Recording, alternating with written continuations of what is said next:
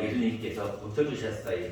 그리고 나서 예수님께서 십장에 들어와서 나는 선한 목자다, 나는 양을 위하여 목숨을 버린다라는 이야기를 해.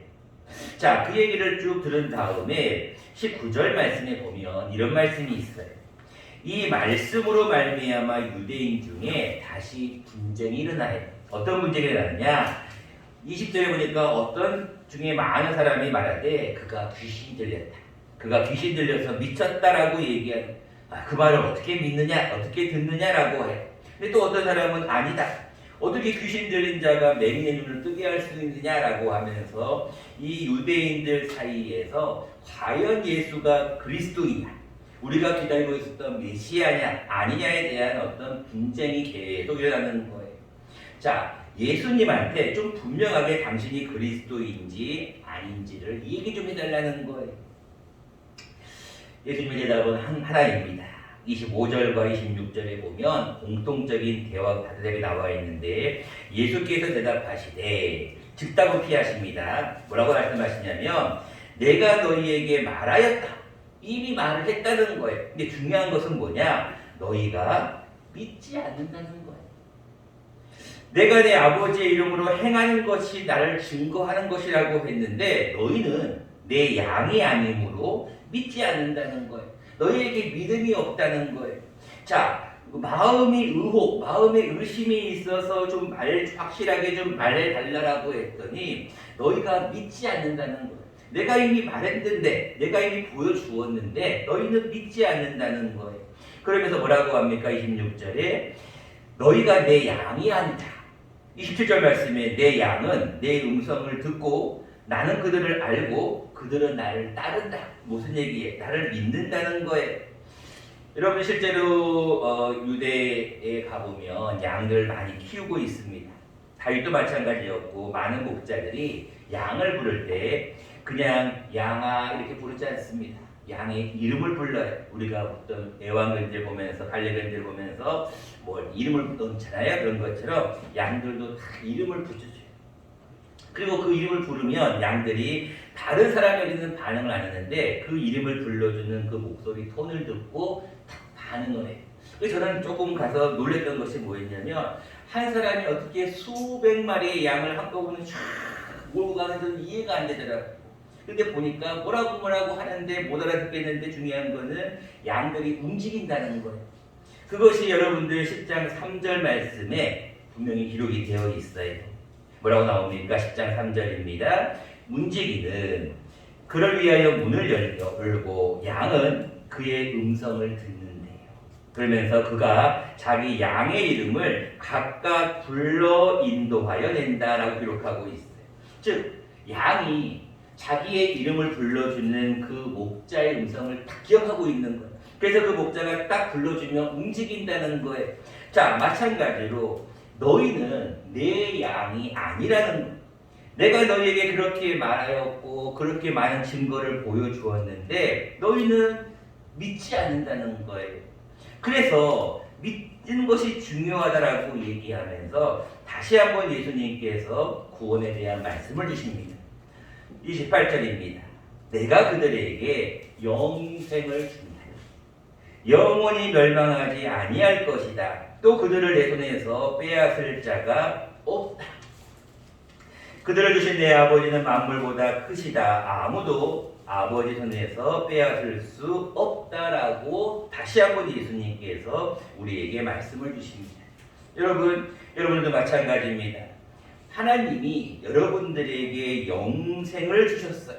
영원히 멸망하지 아니할 것이 그 구원이라고 하는 큰 영생의 선물은 여러분들을 그 누구도 하나님의 손에서 빼앗을 자가 없다라는 것.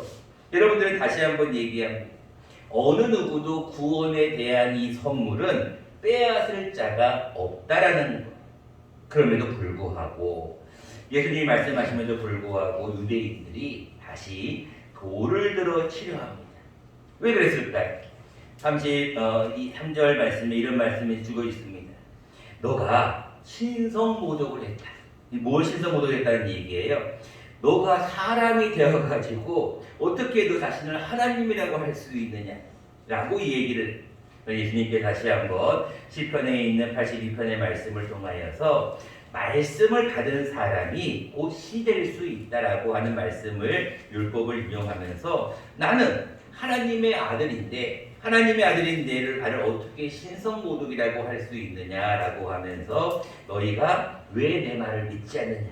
다시 한번 예수님께서 38절 말씀에 한 번 더 믿음에 대한 얘기를 하십니다. 만일 내가 내 아버지를 행하지 아니하면 믿지 말라는 거예요. 그런데 38절 말씀이세요.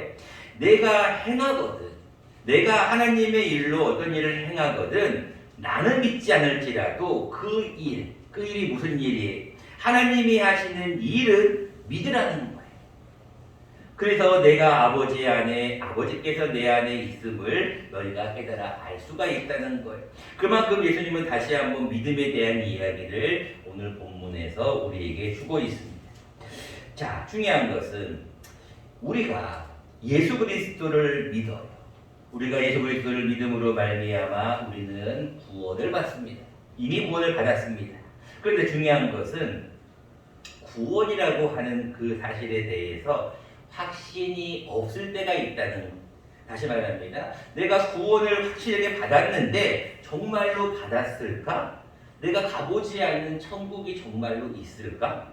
내가 정말로 구원이라고 하는 그 확신이 정말로 내 마음속에 한 번도 의심 없이 계속 그 마음에 확실하게 있는가? 아니면 때로는 내가 죄를 짓거나 때로는 내가 하나님 뜻대로 살지 못했을 때 나는 정말로 그래도 구원을 받을까?에 대한 그런 의심은 여러분들을 가지고 있지 않느냐는 거예요. 많은 그리스도인들 조사를 보면 이런 이야기를 합니다. 구원에 대한 확신에 대한 질문을 하면 이렇게 얘기를 해. 네, 저는 말씀의 근거에서는 확신하다는 것을 믿어요. 그런데 내 삶 가운데는 의심이 들 때도 있어요라고 많은 분들이 얘기한다는 거예요. 그 이유가 무엇이냐? 많은 사람들이 자신의 연약함 때문에 그렇습니다. 나는 분명히 하나님을 믿어요. 그래서 영접하는 자, 곧 그 이름을 믿는 자에게 하나님의 자녀가 되는 권세를 받았어요. 근데 우리의 삶은 어때요? 여러분들의 삶은 어떻습니까? 정말 하나님의 자녀로서의 삶을 살고 있습니까? 주님의 지상 명령인 전도의 사명을 정말로 살고 있습니까? 하나님의 뜻대로 항상 기뻐하고 쉬지 말고 기도하고 범사에 감사하며 살고 있습니까? 내가 정말 하나님의 자녀라고 나는 지금 죽어도 천국 간다고 하는데 많은 믿는 자들이 죽음 앞에서 벌벌벌 떠는 이유가 무엇일까? 우리가 이 구원의 확신에 대한 정확한 확신의 근거를 갖고 있지 않으면 우리도 마찬가지 흔들릴 수밖에 없어요. 왜 흔들릴 수밖에 없느냐? 우리의 삶과 현실과 이상은 너무나 괴리가 있거든요. 분명히 성경 말씀은 너희는 구원을 받았다. 이미 구원을 받았다라고 하는데 우리의 삶은 여전히 죄 가운데서 허덕거리고 있다는 거죠. 그래서 우리가 구원의 확신에 대한 정확한 근거를 가지고 있지 않으면 우리도 역시 흔들릴 수밖에 없다는 것을 성경은 말합니다. 그렇다면 우리도 정말로 구원의 확신을 가지려면 어떻게 해야 할 것인가? 오늘도 두 가지 말씀을 함께 나누려고 합니다. 첫 번째입니다. 여러분, 구원은 하나님의 선물이라고 하는 이 사실을 반드시 믿어야 됩니다. 많은 분들이 구원이 하나님의 선물이라는 것이 무슨 의미인가라고 하지만 구원은 내가 받고 싶어서 받은 것이 아니라는 거예요. 많은 분들이 이렇게 얘기합니다. 나 예수님 믿어서 구원받은 건데요. 내가 믿는 건데요. 라고 하지만 사실은 여러분들 내가 믿는 게 아니라 하나님이 여러분들에게 믿음을 주시는 거예요. 하나님이 여러분들에게 믿게 해주시는 거예요. 여러분들 믿음이라고 하는 것은 내가 어떻게 해보려고 하는 것이 아니라 하나님의 선물이라는 거예요. 여러분들 우리의 노력이나 우리의 공로로 구원을 받는 게 아니에요. 여러분들이 이걸 분명하게 가지고 있어요. 많은 사람들이 내가 믿으면 구원을 받고 내가 안 믿으면 구원을 안 받는다고 하지만 그것은 초등적인 신앙이 조금 더 신앙의 깊이가 들어가면 하나님이 나에게 은혜를 주셔서 하나님이 나로 믿게 해주셔서 내가 구원을 받았다고 하는 이 신앙까지 올라가야 돼. 여러분들이 이것이 저의 말이 아니라 성경 말씀에 분명히 기록이 되어 있어요. 자막을 보면서 함께 우리가 읽어보면 좋겠습니다. 시작. 너희는 그 은혜에 의하여 믿음으로 말미암아 구원을 받았으니 이것은 너희에게서 난 것이 아니요 하나님의 선물이라. 행위에서 난 것이 아니니 이는 누구든지 자랑하지 못하게 함이라. 아멘. 에베소서 2장 8절 9절 말씀이 자 분명히 말씀하고 있습니다. 너희가 구원을 받은 건 맞아. 근데 너희가 그 은혜에 의하여 믿음으로 말미암아 구원을 받은 것은 맞는데 은혜라는 거에 은혜 내가 믿는 것이 아니라 하나님의 은혜, 하나님의 값없이 주시는 선물에 의한 은혜에 의해서 구원을 받았는데 이것은 너희에게서 난 것이 아니라 하나님의 뭐라고요? 선물이에요, 선물. 여러분, 내가 구원을 받은 것은 하나님의 선물이라는 것은 하나님 마음이에요. 여러분, 선물 주시는 게 내 마음이에요? 여러분, 주는 사람 마음이, 주는 사람 마음이잖아요. 나는 이거 받고 싶어요. 근데 여러분, 내가 받고 싶다고 받아주나요? 주는 사람 마음이라는 거예요. 구원도 마찬가지. 내가 믿는 것이 아니라 하나님이 구원이라고 하는 큰 믿음의 선물을 우리에게 주신 거예요. 여러분, 이게 굉장히 중요한 것은 뭐냐면 내가 어떤 한 주체가 아니라 하나님에게 권한이 있다는 걸 인정하는 순간 우리는 굉장히 마음에 큰 짐을 덜어버릴 수 있어요. 왜요? 구원이라고 하는 것이 내가 죄를 지었다고 해서 구원이 사라지는 게 아니에요. 내가 의심이 든다고 해서 구원이 사라지는 게 아니라 하나님의 권한이라는 거예요. 내 권한이 아니라는 하나님이 우리에게 주시는 거예요. 일방적으로 주셨기 때문에 여러분들이 이것을 내 마음대로 어떻게 할 수가 없다는 거예요. 그 말씀이 동일한 말씀이 28절과 29절 말씀에 나오잖아요. 내가 그들에게 영생을 주었다는 거예요. 영원히 멸망하지 아니할 거라는 거예요. 또 그들을 내 손에서 빼앗을 자가 없다는 거예요. 그들을 내 손에서 빼앗을 자가 없다는 것은 무슨 얘기? 구원은 하나님이 주셨기 때문에 그 구원이 여러분들에 의해서 나의 믿음에 의해서 달라지는 게 아니라는 거예요.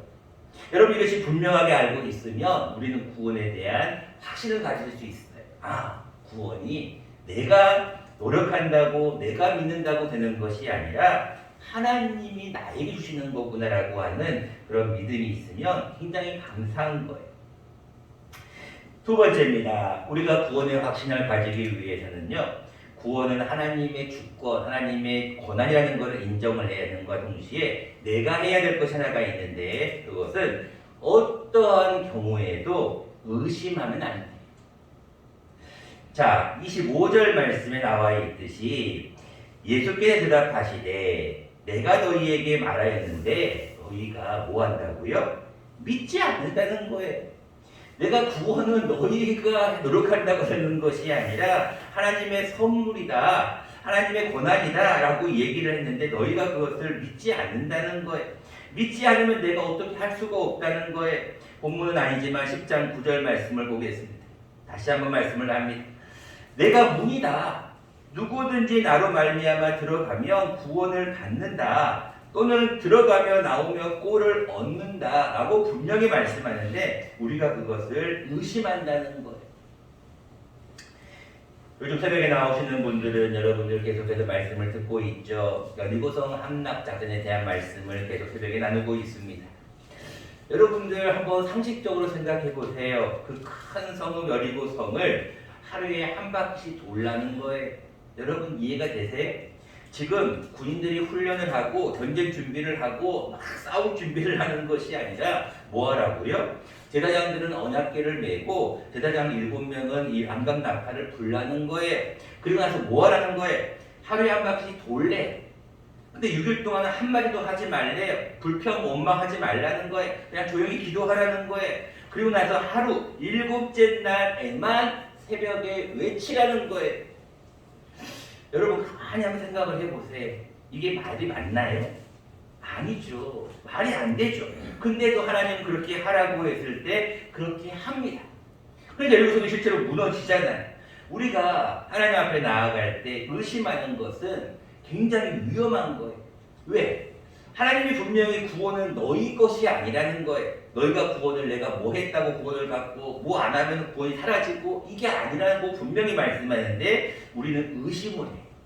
자, 의심한 자가 어떤 자인지 자막을 보시면서 한 번 더 말씀을 보도록 하겠습니다. 같이 한번 읽어보겠습니다. 시작. 오직 믿음으로 구하고 조금도 의심하지 말라. 의심하는 자는 마치 바람에 밀려 요동하는 바닷물결 같으니. 야고보서 2장 6절 말씀이 믿음으로 구하라는 거예요. 그리고 뭐 하라고요? 조금도 의심하지 말래. 1도 의심하지 말라는 거예요. 의심하는 자는 바람에 밀려 요동하는 바닷물결 같대. 여러분, 바닷물결이 어때요? 바람에 밀리면 어떻게 돼요? 출렁출렁거려. 기분이 좋을 때는 내가 하나님의 자녀구나, 내가 하나님만 정말 믿음으로 살아야겠구나. 근데 또 조금만 지나면 여전히 죄 가운데 허덕거리고 있단 말이에요. 우리 이것을 보고 뭐라 그래? 흔들리는 신앙이 흔들리는 신앙. 이런 사람들은요 늘 변화가 있어요.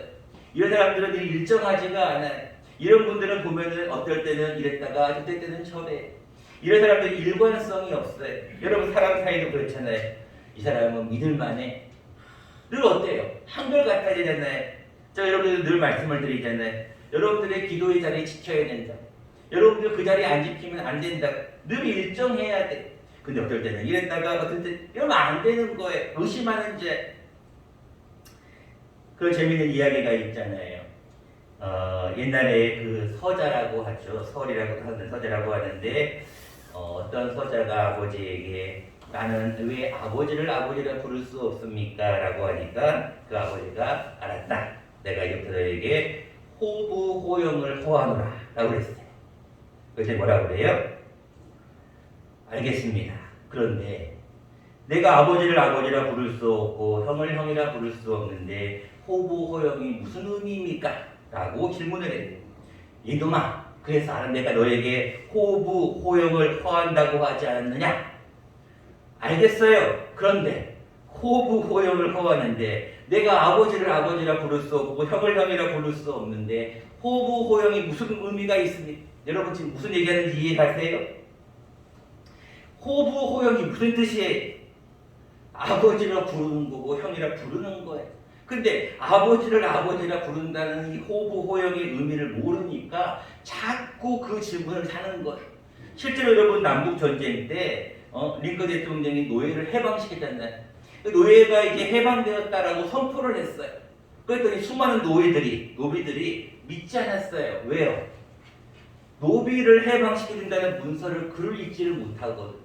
무슨 말인지를 알지 못하거든. 그리고 그 사람들이 외치면서 당신은 이제 자유입니다. 프리덤입니다. 그랬더니 모든 사람들이 안 믿어요. 아이고, 내가 무슨 자유야. 여러분 마찬가지에 우리가 구원의 확신이라는 것도 나는 여전히 죄 가운데 있을지라도 하나님께서 너희가 그 은혜를 인하여 믿음으로 말미암아 구원을 받았다라고 증거하면 그것을 믿어버려요. 그걸 믿어버리고 의심하지 않으면 분명해지는 거예요. 마태복음 14장에 보면 예수님께서 물 위를 걸어오셨습니다. 물 위를 걸어오시니까 베드로도 순간적으로 예수님 나도 물 위를 좀 걷게 해주세요. 그래 와라. 베드로가 탁 실제로 물 위를 걷는 거예요. 근데 14장 30절에 보니까 어떤 말씀이 나오는지 아세요? 물 위를 걷다가 무엇을 보았을까요? 바람을 보는 거예요. 물 위를 걷다가 무엇을 보았을까요? 물 위를 본 거예요. 물 위를 걷다가 바람을 보고 물을 보고 무서워 빠졌다고 기록하고 있어요. 구원하소서, 나를 구해달라고 베드로가 얘기합니다. 그때 예수님께서 베드로에게 하는 말씀이 한마디 뭐라고 얘기했을까요? 믿음이 적은 자여 왜 의심하였느냐라고 기록해요. 여러분 의심을 하게 되면 믿음이 떨어지게 될 수밖에 없습니다. 의심하게 되면 믿음이 떨어지게 되고 믿음이 떨어지면 물에 빠질 수밖에 없습니다. 여러분 어떤 경우에도 우리는 의심하지 말아야 한다는 것입니다. 이제 말씀을 맺고자 합니다. 여러분들 구원의 확신에 대한 분명한 근거를 가지고 있어야 됩니다. 왜? 나는 누가 뭐라고 해도 하나님의 자녀예요. 나는 누가 뭐라 해도 천국 갈 자신이 있어요. 왜? 그 이유가 무엇이냐? 우리가 다 아는 말씀 요한복음 3장 16절에 근거를 하고 있어요. 하나님이 세상을 이처럼 사랑하사 누구를 주셨어요? 독생자를 주셨다는 거예요. 그 다음 말씀이 중요해요. 같이 한번 외워볼까요? 시작. 이는 그를 믿는 자마다 멸망하지 않고 영생을 얻게 하려 하시니. 다 하는 말씀. 이는 그를 뭐하는 자마다 믿는 자예요. 근데 그 믿음이 내가 믿는 것이 아니라 하나님의 권한이 너희에게 믿음을 준다는 거예요. 그러고 지나가는 사람들이 좀 말해보세요. 내가 당신에게 한 번만 얘기를 하는데, 한 번만 부탁하는데 교회를 한 번만 좀 와주세요. 어제도 전화신방 하다가 전도사 남자하고 전화신방을 하다가 그런 얘기를 했어요. 한 번만 교회를 좀 나와보시죠. 그랬더니 아직 마음의 준비가 아직 안 됐는데, 아직 갈 마음이 없는데. 여러분 이거 보세요. 이게 믿음이라니까요. 여러분들에게는 어때요? 여러분 교회 좀 오늘 나오지 마세요. 그럼 어때요? 무슨 얘기에 나는 교회 가야 돼. 그게 뭐예요? 여러분 마음속에 뭐가 있는 믿음이 있잖아요. 이게 믿음이라는 거거든요. 이 믿음은 하나님의 선물이 하나님이 여러분들에게 주시는 거라는 것입니다. 그다음에 여러분들이 이 한 주간 살아갈 때 우리가 구원의 확신에 대한 분명한 근거를 가지고 있어야 됩니다. 구원은 내가 노력한다고 되는 것이 아니라 하나님이 주시는 거다. 됐다 하고 주시는 거기 때문에 우리는 내가 어떻든 간에 하나님이 주시는 선물이라는 것을 분명히 가지고 조금도 의심하지 말고 믿음으로 승리하는 저와 여러분 되시기를 간절히 축원합니다.